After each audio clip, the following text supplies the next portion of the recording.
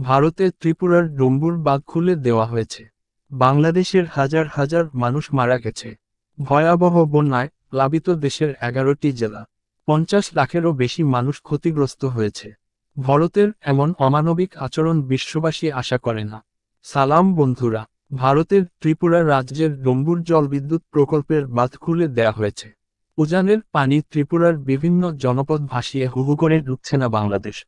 ত্রিপুরা ভিত্তিক সংবাদ মাধ্যম বড়ক টাইমস ও ত্রিপুরা টাইমসের খবরে বলা হয়েছে, বুধবার প্রায় 31 বছর পর ত্রিপুরা কর্তৃপক্ষ ডম্বুর জলাধারের বাঁধের স্লুইস গেট খুলে দিয়েছে।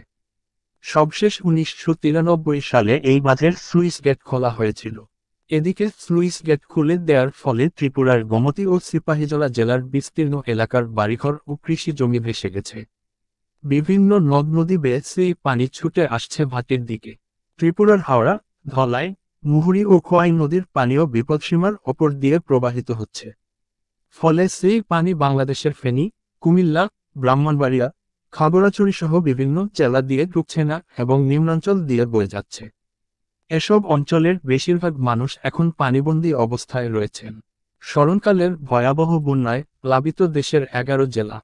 জেলাগুলো হচ্ছে ফেনী, নোয়াখালী, লক্ষ্মীপুর, চট্টগ্রাম, খাগড়াছড়ি, রাঙামাটি, মৌলভীবাজার, হবিগঞ্জ, চাঁদপুর, কুমিল্লা ও ব্রাহ্মণবাড়িয়া।